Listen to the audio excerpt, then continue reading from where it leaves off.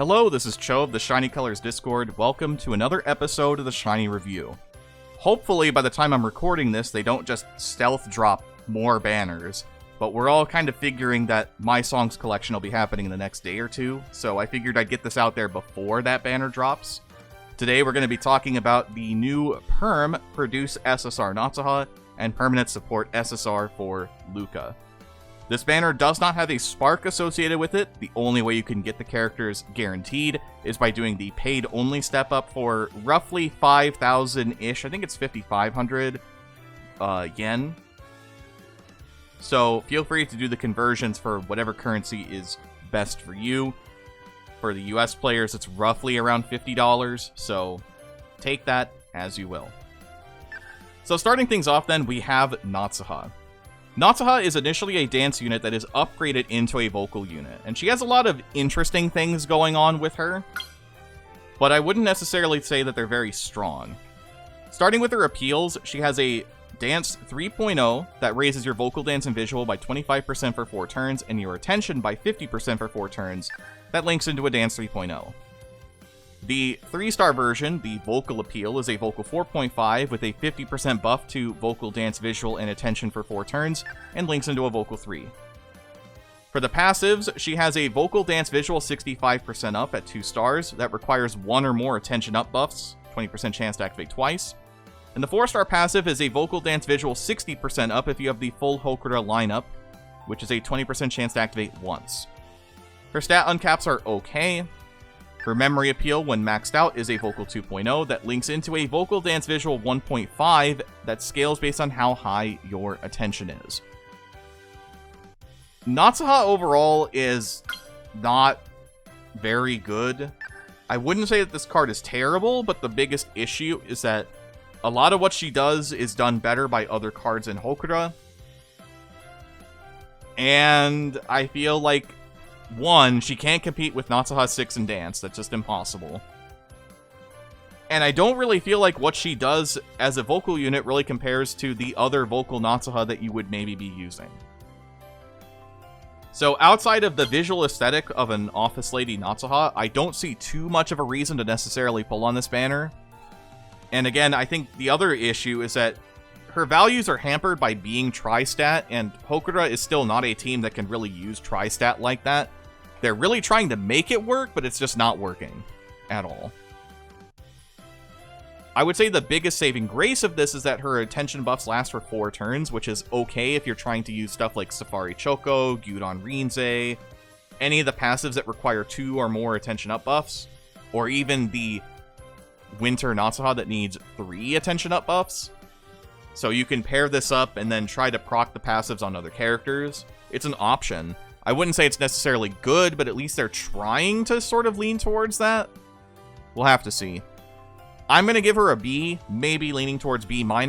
She has a real lack of firepower, but she is at least somewhat self-sufficient when you look at her passives compared to her appeals. So there's at least that going for her. So again, outside of the visual aesthetic, I wouldn't necessarily pull for this Natsuha if you really need a jumpstart for Hokura. This card isn't really going to do it for you. So now we get to talk about Luca's first support SSR. And there are some things about this card that are really neat, but there's also some things about it that are kind of bad. And the things that are kind of bad play into the lore, which is cute, but might make her a little functionally annoying depending on how you approach it.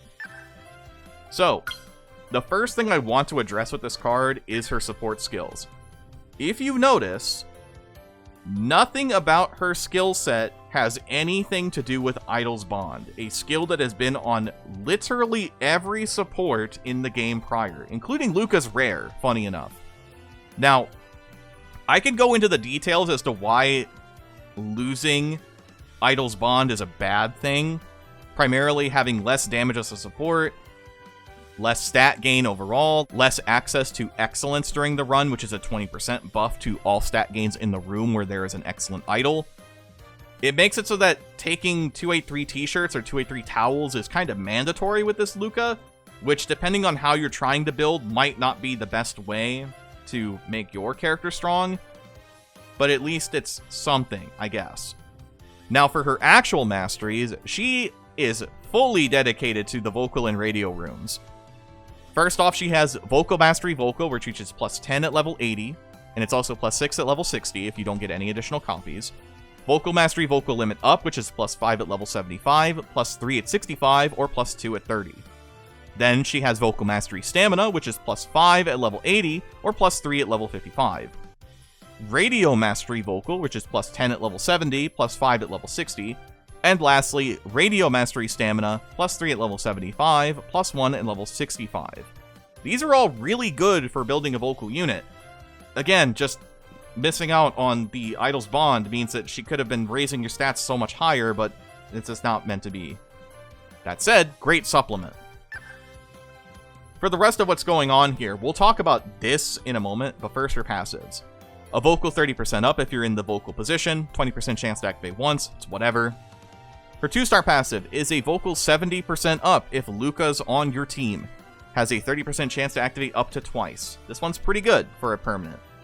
And if you're building a team that actually uses a Luca produce SSR, all the better. But the last thing here is her appeal. This appeal is a vocal 3.0 that it doesn't mention it here particularly well. Or rather, it's detailed well here, but for most players, it's probably not going to mean a lot. But what it is teaching you is that this buffs Luca's next appeals by 0.5 for 2 turns. So if you use a, say, 3.0 appeal, it instead is calculated as if it's a vocal 3.5. A 2.0 becomes 2.5, a 3.5 becomes 4.0, you get the idea. So increasing her appeals for 2 turns is really cool. This comes with a change ability, which is completely new. How change works is that this can only be activated if the character in question is on your team. So, it applies when you throw the appeal away.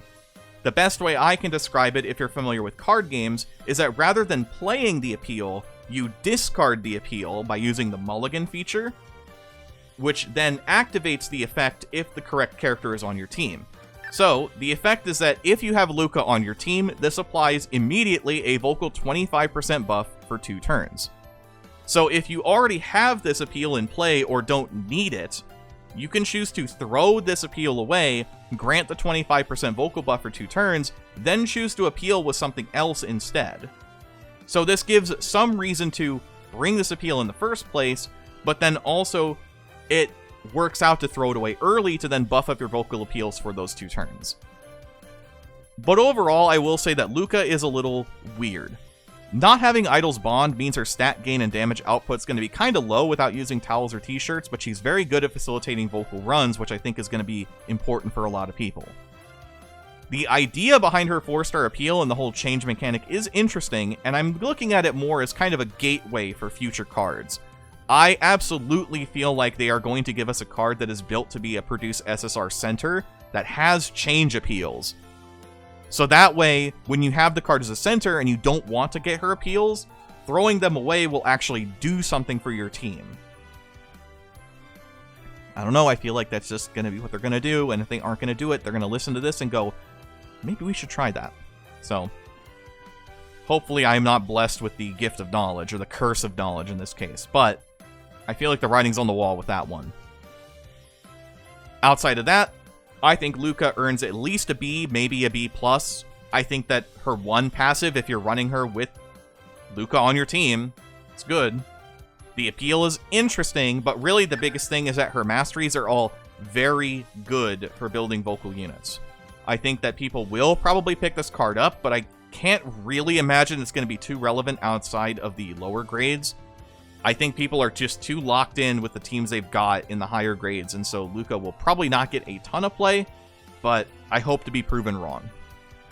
So, that will do it for the video today. Thank you so much, as always, for watching. Next time we'll talk about whatever banner comes next. I figure my songs collection will be coming up here pretty soon, but I might not get to that until the next banner drops. We'll just have to see how it plays out. So, till the next one, I've been Cho. Again, thank you for watching. Have a wonderful rest of your day.